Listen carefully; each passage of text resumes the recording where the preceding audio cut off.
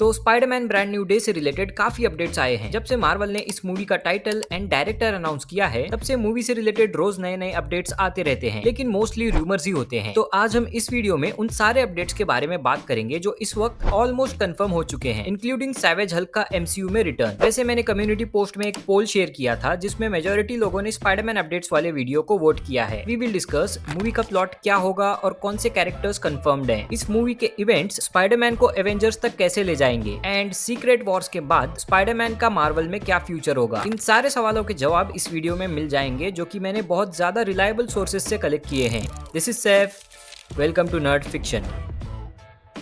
जब ये movie announce हुई थी तो इस मूवी को जॉन वॉट्स ही डायरेक्ट करने वाले थे, जो कि पहले 3 मूवीज डायरेक्ट कर चुके हैं। लेकिन अब डस्टिन डैनियल क्रेटन, जो एमसीयू में शैंग-ची the legends of 10 rings direct कर चुके हैं, वो ही इस मूवी को डायरेक्ट करेंगे। So we can imagine the spectacular action in this movie. पहले मार्वल की टीम कंफ्यूज भी थी कि स्पाइडरमैन को अब किस डायरेक्शन में ले जा सकते हैं, मल्टीवर्स या फिर ग्राउंडेड स्टोरी, जहां हमें शायद स्पाइडरमैन और डेयरडेविल का एक टीम अप भी देखने को मिल सकता था, जिसमें ये दोनों किंगपिन के अगेंस्ट साथ में खड़े होते हैं। लेकिन रूसो ब्रदर्स और आरडीजे के आने के बाद अब एमसीयू ने स्पाइडरमैन का फ्यूचर डिसाइड कर लिया है। उसकी ये स्टोरी ग्राउंडेड तो होगी, लेकिन इवेंचुअली मल्टीवर्स से कनेक्ट हो जाएगी। Let's discuss the basic plot and characters we are about to see in Spiderman Brand New Day. Spiderman No Way Home की एंडिंग के बाद सारे मल्टीवर्सल कैरेक्टर अपने अपने यूनिवर्स में चले गए थे। पीटर पार्कर को सब भूल गए थे और इसलिए वो अपने दोस्तों के साथ एमआईटी कॉलेज भी नहीं जा पा रहा था। यहाँ पर हम देख सकते हैं कि वो जीईडी एग्जाम की तैयारी भी कर रहा है। मतलब कॉलेज से पहले पीटर भैया फिर से स्कूल पास आउट करेंगे। वो अब अकेला रहकर एज फ्रेंडली नेबरहुड स्पाइडरमैन अपने लाइफ में आगे बढ़ रहा है,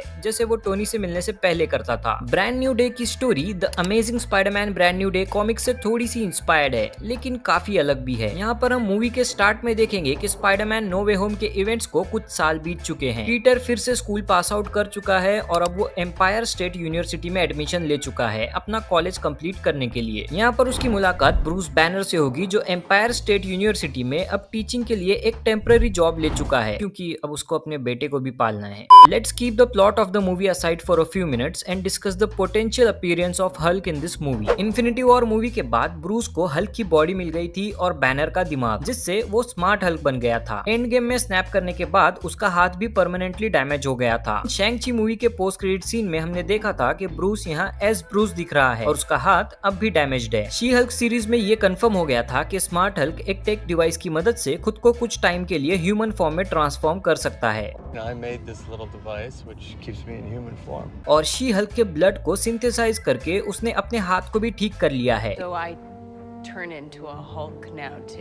I have been analyzing your blood, and the way it synthesized gamma, I was able to use it to completely heal my arm. इस सीरीज के एंड में उसने अपने बेटे स्कार को इंट्रोड्यूस किया था, जो कि सकार प्लेनेट से आया था जब हल्क रैग्नारॉक मूवी में सकार प्लेनेट पर था। प्लॉट पर वापस आएंगे तो ब्रूस अब वही यूनिवर्सिटी में जॉब कर रहा है जहां पर पीटर पार्कर ने एडमिशन लिया है, और अब ब्रूस पीटर पार्कर का मेंटर भी बनेगा। आई मीन एमसीयू में एक भी स्पाइडरमैन मूवी ऐसी नहीं है जहां पर पीटर पार्कर का कोई मेंटर ना हो। एमसीयू में हल्क के सारे अपीयरेंसेस में हल्क एंड स्पाइडरमैन कभी आपस में नहीं मिले थे, लेकिन स्पाइडरमैन तो एवेंजर्स को जानता था, सो वो हल्क को भी पहचानता है। शायद टोनी के फ्यूनरल पर वो स्मार्ट हल्क से मिला भी होगा, लेकिन डॉक्टर स्ट्रेंज के स्पेल के बाद अब ब्रूस फिर से उसको भूल गया है। More of it later in this video. यहाँ पर ग्राउंडेड स्टोरी है तो कुछ और ग्राउंडेड कैरेक्टर्स भी देखने को मिलेंगे, जैसे कि टूम्बस्टोन। इस कैरेक्टर को हमने रिसेंटली मार्वल के animated show your friendly neighbourhood Spiderman में देखा है, जो फैमिली डिफिकल्टीज की वजह से स्ट्रीट गैंग में शामिल हो जाता है। टूम्बस्टोन यहाँ एक एंटी हीरो की तरह दिख सकता है, जो पीटर पार्कर का अच्छा दोस्त तो है, लेकिन कॉलेज के बाद ये स्पाइडरमैन का दुश्मन भी है। इसके अलावा मूवी में मैक गार्गन AKA स्कॉर्पियन भी देखने को मिल सकता है, जिसको हमने स्पाइडरमैन होमकमिंग में देखा था। एक्टर माइकल मैंडो ही इस कैरेक्टर में रिटर्न कर रहे हैं। इस कैरेक्टर का ऑल्टरनेट वर्जन भी your friendly neighbourhood Spiderman series में देखने को मिला है, जिसने अपने मैकेनाइज्ड स्कॉर्पियन सूट में स्पाइडरमैन से फाइट भी की थी। मूवी का मेन विलन होगा मिस्टर नेगेटिव। ये कैरेक्टर 2007 में मार्वल कॉमिक्स में इंट्रोड्यूस हुआ था, और जब ये कॉमिक्स में पॉपुलर हुआ तो 2018 में मार्वल ने इसको स्पाइडरमैन के गेम्स में भी इंट्रोड्यूस कर दिया था। इसका असली नाम मार्टिन ली है, जो दुनिया की नजर में तो एक फिलॉन्थ्रोपिस्ट है जो फीस्ट शेल्टर नाम का एनजीओ भी चलाता है, लेकिन ये सीक्रेटली एक क्राइम लॉर्ड है। एक ड्रग एक्सपेरिमेंट की वजह से मार्टिन ली की ड्यूअल पर्सनैलिटी बन जाती है, जहाँ मार्टिन ली उसका एक पॉजिटिव साइड है जो लोगों की हेल्प करता है, उनको अपने पावर से हील भी करता है। वहीं पर मिस्टर नेगेटिव अपने डार्क एनर्जी पावर से लोगों को मैनिपुलेट करता है, माइंड कंट्रोल करता है और उनको करप्ट भी कर देता है। मार्टिन ली का फीस्ट वही शेल्टर है जहाँ पीटर पार्कर की आंट में काम करती थी और लोगों की हेल्प करती थी। तो ये पॉसिबल है कि पीटर फीस्ट शेल्टर विजिट करेगा अपनी आंट में की तरह लोगों की हेल्प करने के लिए, और उसको यहाँ पर मिस्टर नेगेटिव के बारे में पता चलेगा। रूमर्स हैं कि actor Steven UN mister negative का रोल प्ले करेंगे, जो पहले एमसीयू में सेंट्री का रोल करने वाले थे। एक थियरी ये भी है कि मिस्टर नेगेटिव ही ब्रूस बैनर के स्मार्ट हल्क को अपने नेगेटिव एनर्जी से करप्ट करेगा और हमें फिर से सैवेज हल्क को एमसीयू में देखने का मौका मिलेगा। पॉसिबिलिटी ये भी है कि हल्क पीटर पार्कर को पहचान लेगा जबकि सारी दुनिया उसको भूल चुकी है। मेरा गेस ये है कि जब इन्फिनिटी वॉर के बाद और एंड गेम से पहले Tony and Bruce banner Mexico में ब्रूस के लिए ये लैब सेटअप कर रहे थे, तभी टोनी ने ब्रूस को पीटर के बारे में और स्पाइडरमैन के बारे में बताया होगा। Yeah,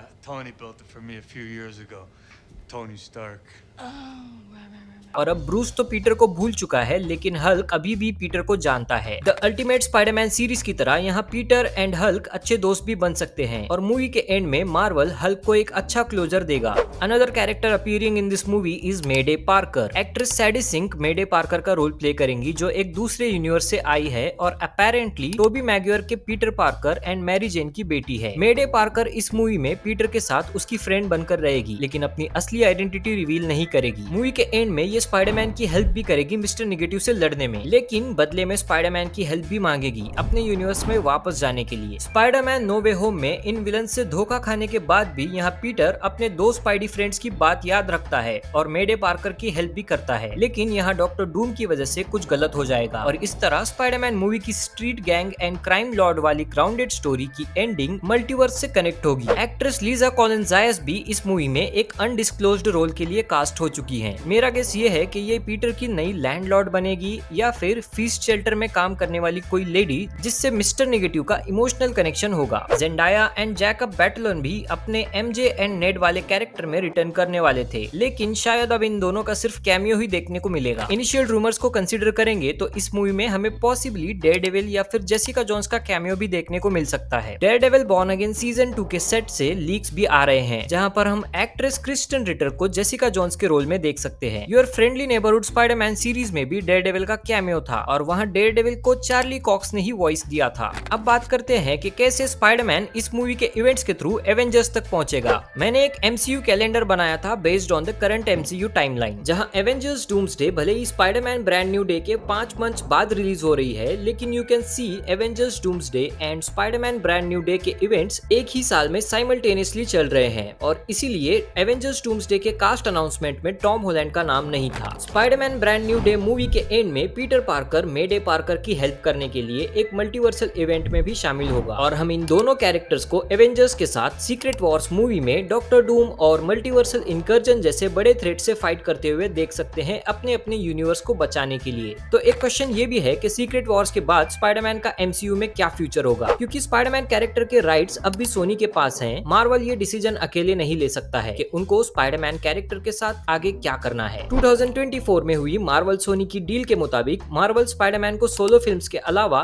दूसरे मूवीज में भी सिर्फ कैमियोस के लिए ही यूज कर सकता है। एक तरफ मार्वल ने ये भी अनाउंस कर दिया है कि सीक्रेट वॉर्स के बाद वो 10 साल एक्समैन को डेडिकेट करेंगे एक्समैन सागा के लिए। तो ये डिसीजन गलत भी साबित हो सकता है, क्योंकि स्पाइडरमैन, थॉर और लोकी जैसे बड़े एस्टैब्लिश्ड एमसीयू कैरेक्टर्स को ज्यादा स्क्रीन टाइम एंड प्रोजेक्ट्स नहीं मिलेंगे। हाँ, कॉमिक्स एंड एनिमेटेड शोज की तरह स्पाइडरमैन एक्समैन कैरेक्टर्स के साथ टीम अप जरूर कर सकता है। एक हल्की फुल्की थियरी ये भी है कि सीक्रेट वॉर्स के एंड में मल्टीवर्स जब कोलाइड होंगे तो माइल्स मोरालेस वाला स्पाइडरमैन एमसीयू में आ जाएगा और इस कनेक्शन से सोनी टॉम हॉलैंड के स्पाइडरमैन को सोनी के स्पाइडर यूनिवर्स में इंटीग्रेट करेगा और मार्वल स्पाइडरमैन को गुड बाय बोल देगा। तो इस वीडियो में स्पाइडरमैन ब्रांड न्यू डे का हर वो अपडेट और रूमर है जिसके कंफर्म होने के बहुत ज्यादा चांसेस हैं। So comment down what do you think about Spiderman Brand New day, and if you like this video, vote this up, share this with the Marvel fans and subscribe to Nerd Fiction. This is Saif signing off.